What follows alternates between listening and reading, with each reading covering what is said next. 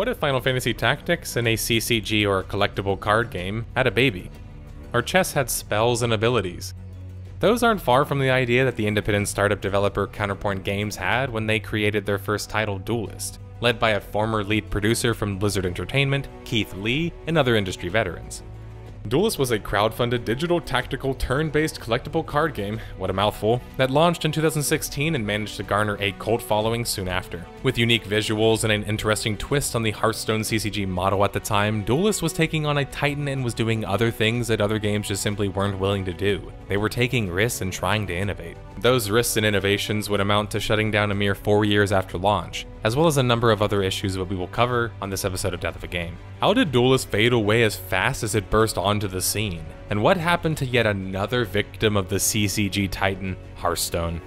Grab your digital board, some cards, and get ready to build a deck to crack this case surrounding the mysterious, sudden death of Duelyst. Before we start the episode, detectives, I would like to introduce our wonderful sponsor for this video, Keeps. Keeps is a subscription-based hair loss prevention product that has more 5-star reviews than any of its competitors and has hundreds and thousands of men who support the product. While I was lucky enough to hit the genetic hair lottery, not everyone was, and 2 out of 3 men will experience some form of male pattern baldness by the time that they're 30 years old. Instead of waiting until then, if you start now, you can serve the best chance at preventing hair loss. Especially considering a Keeps treatment can typically take between 4 to 6 months to see results. The sooner you start using Keeps, the better. If you've already seen signs of male pattern baldness, guys, don't wait anymore. Keeps is in your corner. Don't give up the battle for those luscious locks quite yet. If you visit www.keeps.com/nerdslayer, you can get 50% off your first order of hair loss treatment. Using this link really lets them know that you're also supporting the channel. I would like to thank Keeps for sponsoring this episode of Death of a Game, and I would also like to thank everybody else for their support as well. Enjoy the video, everybody.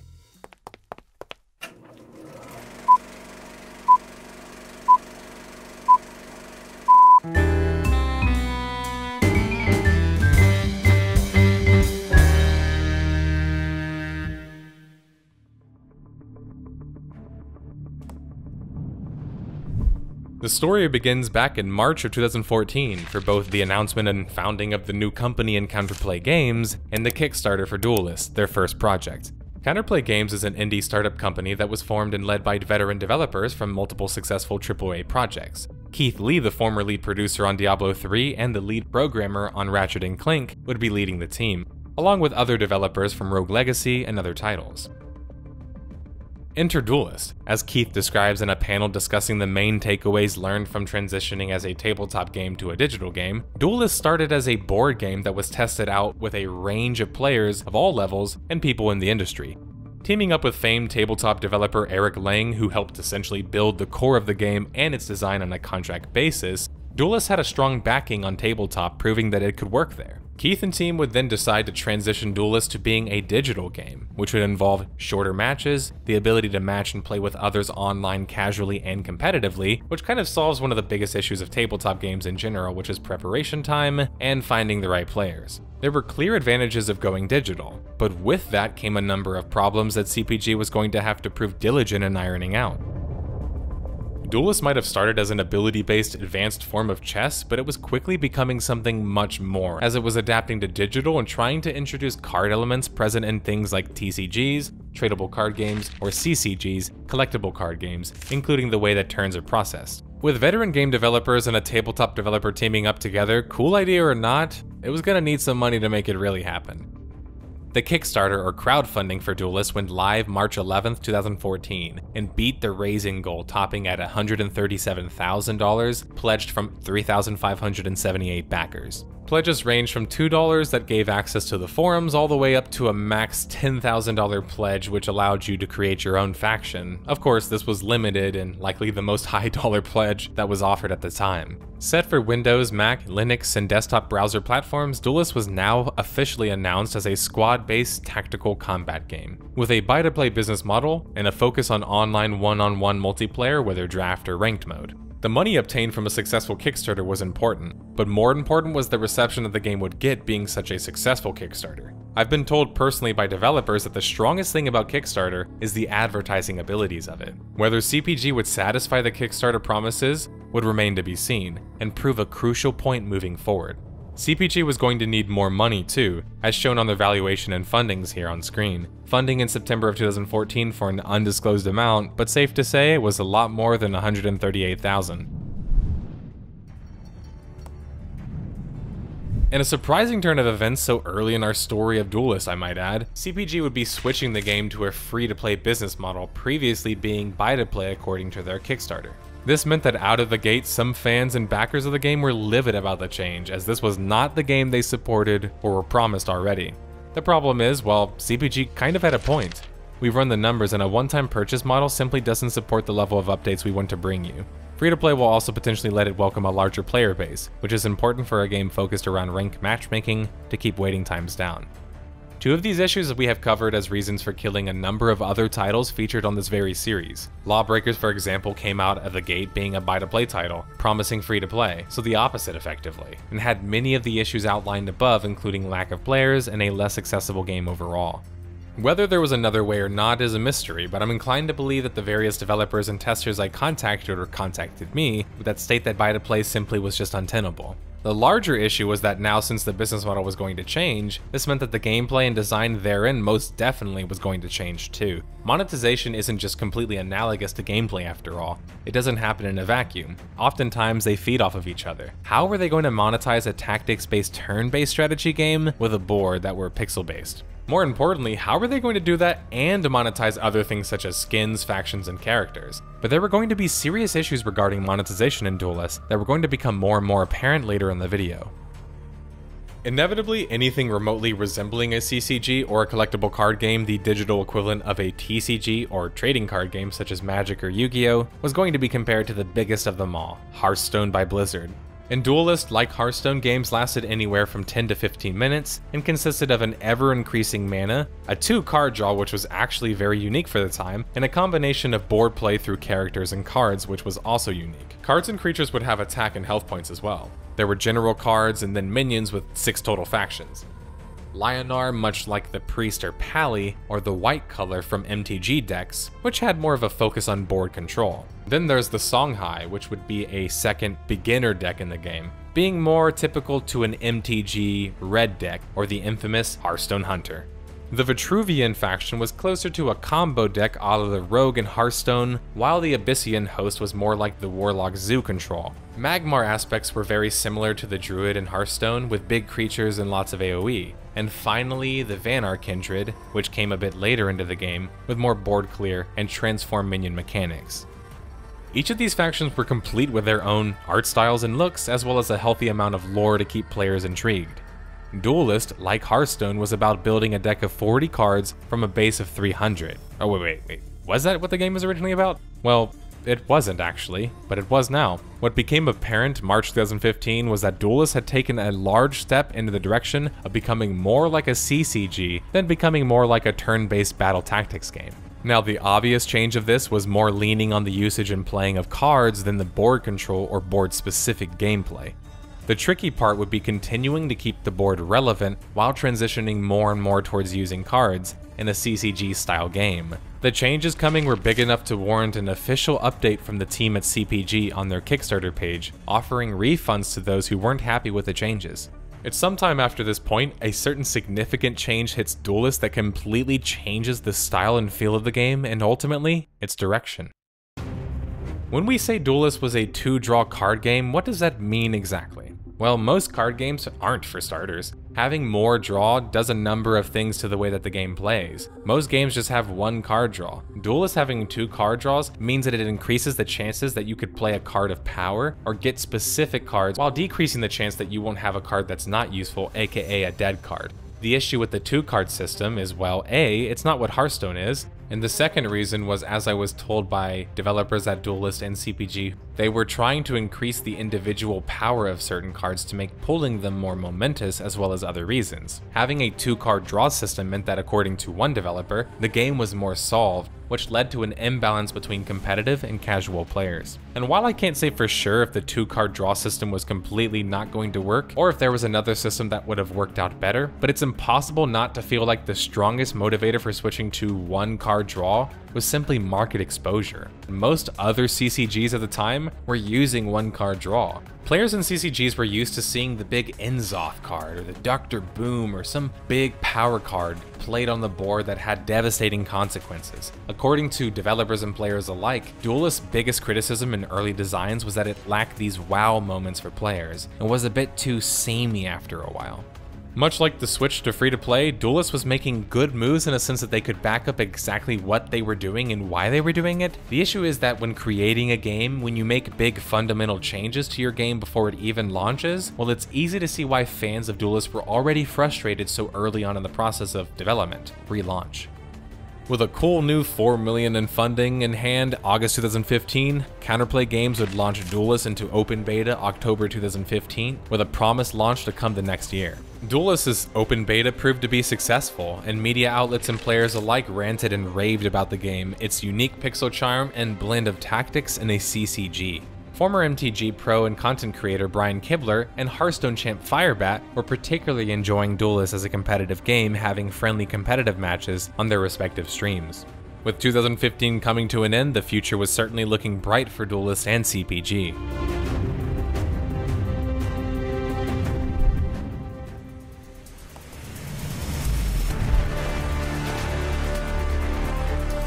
Duelyst would officially launch April 27, 2016, and launch with a much-needed rank system, a practice mode, an in-game tournament system, and a draft mode. Unmistakably absent, though, from the lineup was a standard non-ranked mode, often called Wild in card game circles. Why this mode was missing is still a bit of a mystery for me. According to the aggregate review website Metacritic, Duelyst would score an 82 out of 100 from 14 different critics and was relatively positively received by the player base. GameSpot, who gave Duelyst an 8 out of 10, stated that positively, Duelyst overlaps enough with similar games in the genre that stepping into it doesn't feel like starting from scratch, but it still manages to distinguish itself with some clever additions. While it still has its faults, those faults never overpowered the satisfying feeling of executing a perfect play. Even if you're still devoted to your competitive card game of choice, Duelyst is definitely worth a look. GameSpot didn't have many negatives concerning Duelyst, except one in particular that ends up being a callback to something that we had discussed earlier. Visually, this game captures a bright and wonderful retro aesthetic, but as much as I could appreciate its style, I still found myself pining for the glossy, gilded illustrations and animations found in similar games. Duelyst's art is absolutely well done, but it fails to leave a lasting impression. You see, one of the most problematic aspects of Duelyst was kind of one of the biggest strengths and the most unique factors of the game. Duelyst was a pixel art game, and pixel art is gorgeous retro-style graphics with minimum colors and processing power needed. These sorts of graphics are very prevalent in JRPGs and old-school style games, side-scrollers, platformers. The issue with these graphics is, well, they're not cheap. They require professional artists to create each of them. On top of that, the pixel art itself is limited in its usage, especially in the context of a playable board. For example, pixel art is generally only seen horizontally. It's 2D after all. You don't really see the north-facing or south-facing angles of sprites or of characters in such games. Simply put, a 2D sprite has a difficult time being seen, well, three-dimensionally. On top of this limitation, the pixel art sprites and models themselves were limited in how they could be animated, which GameSpot points out about not being able to compete with Hearthstone's smooth and snazzy UI and game interactivity. Needless to say, choosing a pixel art style was controversial from the start. It's polarizing to certain players, especially those who are expecting much of the same. And for those that do enjoy it, they still might be more attracted to the aforementioned polish that's shown in games like Hearthstone. But for people who love the art, myself included, Duelyst wasn't about being like every other digital CCG. It was about being a unique pixel art turn-based tactics card game. That uniqueness ultimately, though, as told to me directly from an anonymous developer, was a critical reason the game failed to garner an audience. And more importantly for the game itself, not having a big population is a problem, sure, but that uniqueness made Duelyst harder to make money with, and that could prove to be a costly mistake. The game could survive with a smaller, loyal audience, but not if they can't monetize those very loyal players.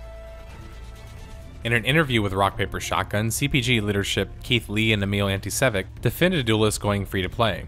Lee would further defend the Switch, saying that the initial game was much more limited in scale and therefore not as ambitious due to its buy-to-play nature. Emil would state that the fear of ghost town effect in between paid expansions for the buy-to-play model, to which Keith Lee would end it with, it just wouldn't work.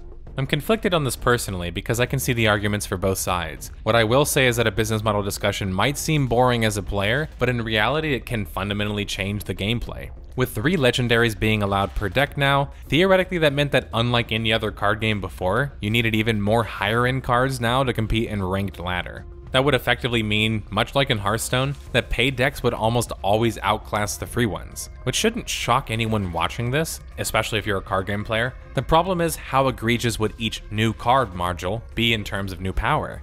How long would it take for them to balance it and the balance to catch up, especially now when you're directly incentivized as a developer to launch a card or a module that kind of isn't balanced? There were going to be some serious concerns from the switch to free-to-play, some that could be alleviated. With nearly every other CCG being free to play, it pretty much sealed the business model fate for Duelyst going forward.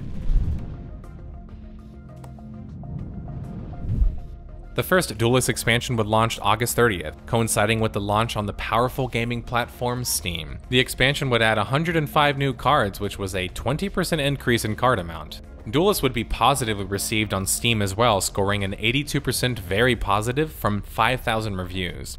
The population was rather humble for the time, peaking at 2,344 and averaging at about 867. Things were looking up though. In just 1 month, Duelyst was able to increase in population, jumping up 44% in average players.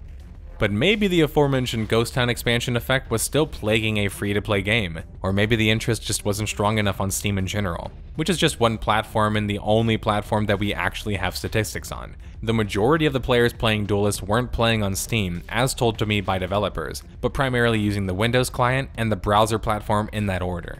Whatever the real population data was by the end of 2016 for Duelyst, it warranted yet another major expansion to launch in December of 2016. This time, the second expansion for Duelyst was much smaller in size, being only 39 cards by comparison. The Steam population would continue to shrink at this point going into 2017 and on, especially with the majority of the player base reportedly being on browser and PC clients. Speaking of a browser client that was already possible in Duelyst, CPG would finally announce an official mobile beta for Duelyst on iOS platforms February 16, 2017. Because Duelyst was built using JavaScript, the game nearly always since inception worked on browsers and even phones. It just wasn't officially supported yet and had some issues that needed ironing out. What a strange occurrence, where I was reportedly told by the majority of the player base and developers that most of the people playing the game were playing on a not fully supported version of the game. Why wasn't the game on mobile already at this point? Why were most players playing an essentially not fully supported client? Duelyst ultimately would never get an official mobile client either. With a seemingly faltering population and a negative publicity cloud surrounding Duelyst, CPG was going to have to do something big and fast.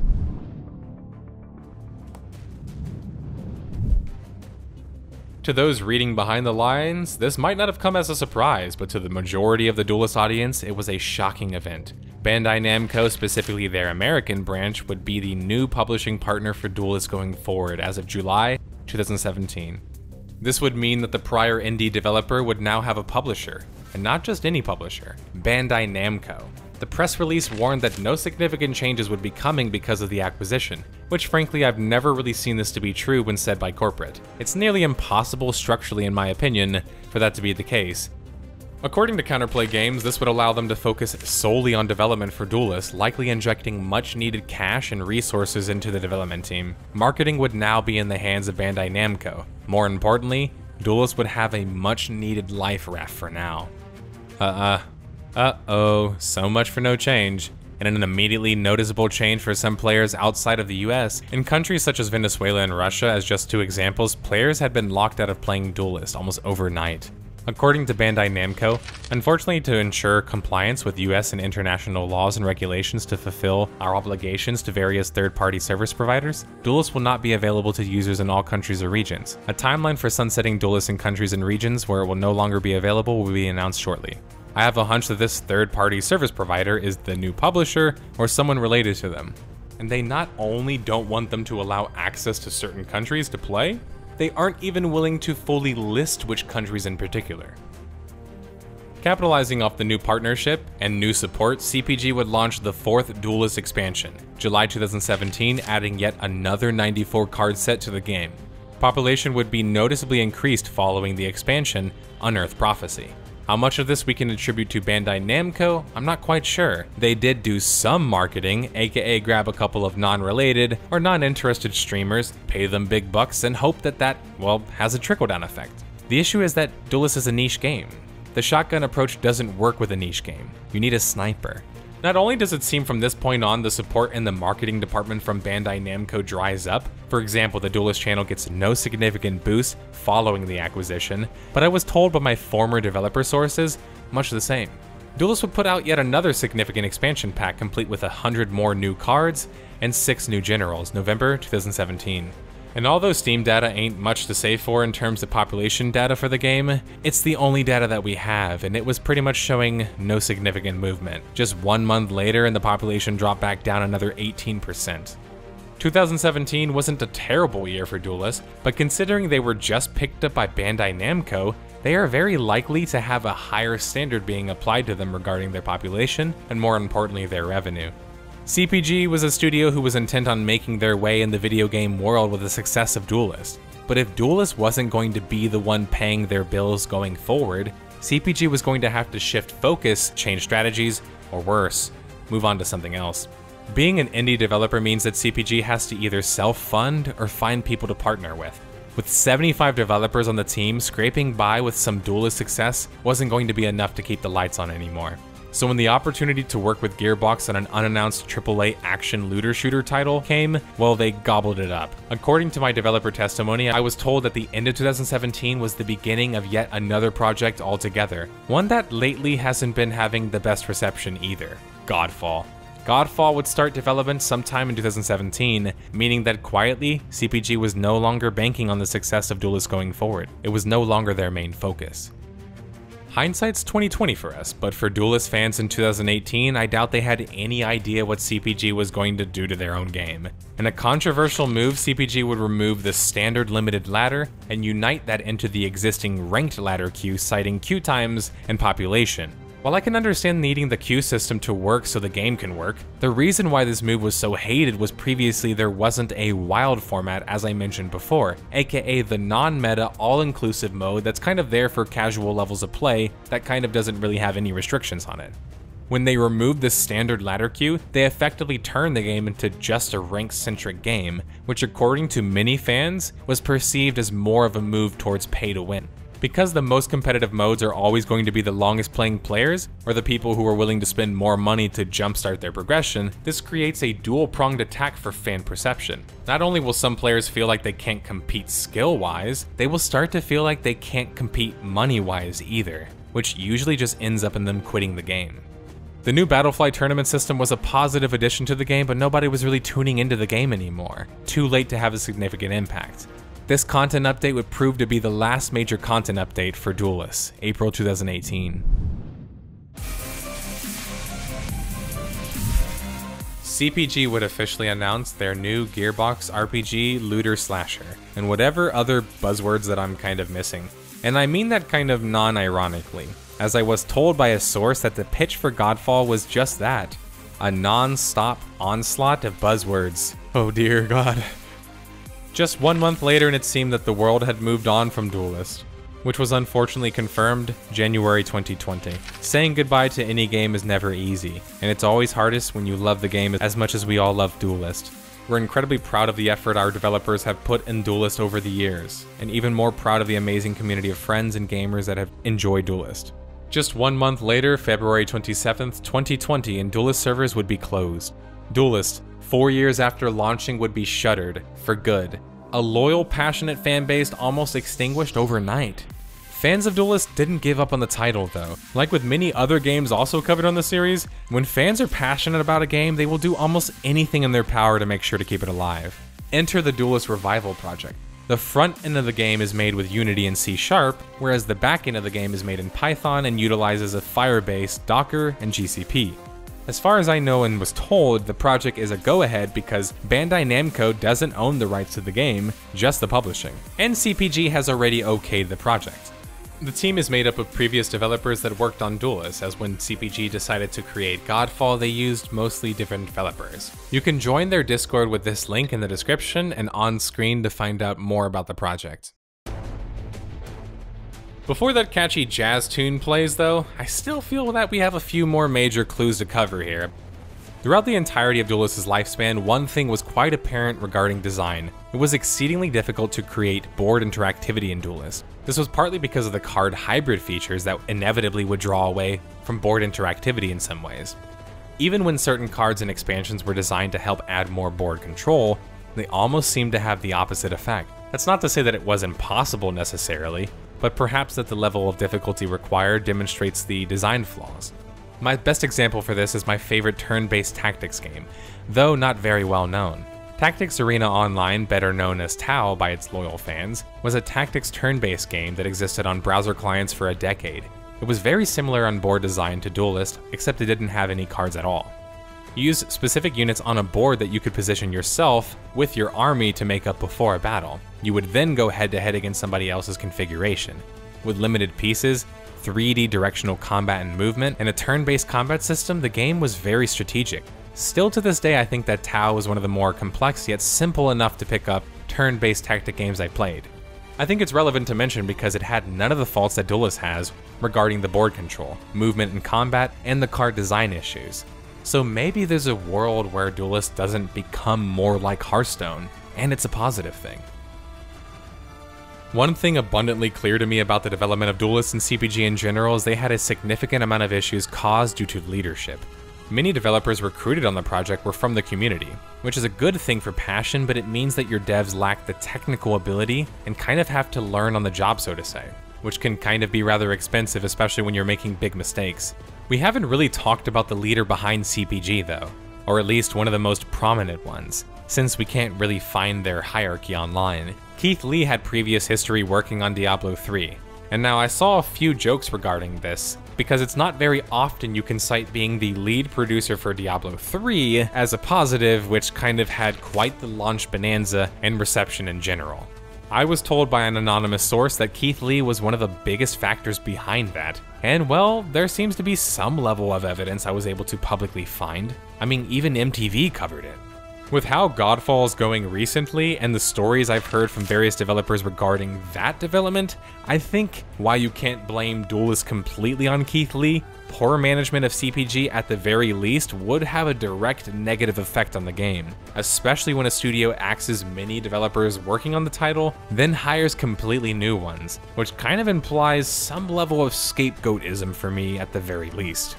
Leadership comes from the top and you lead by example. Blaming the issues of Duelyst on passionate but junior developers is probably not the play.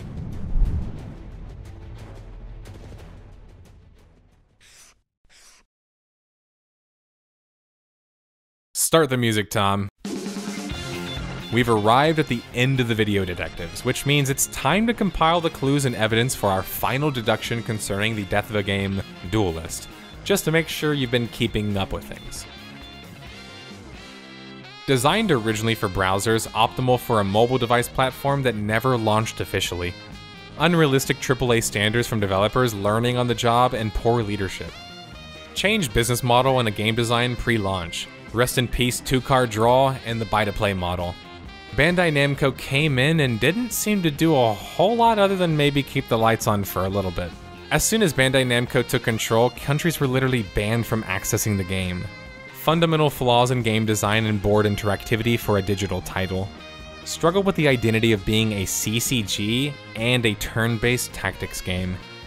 Being a pixel-based game caused severe issues in design, popularity, and monetization. What started as a seemingly simple story for me about a failed hybrid CCG tactics game has turned into something completely more transforming. I'm thankful I started with the idea of checking out Godfall and whether or not I wanted to cover that game, and then accidentally discovering the hidden gem that was Duelyst. I never quite got the chance to play the game at live, but for those who were able to, I hope you're able to have some level of peace now going forward with this video, and worst case scenario, for those that don't want to move on yet, well, you have a promising revival project on the up and up to look forward to or test. Thanks for watching, guys. Team up, cause chaos.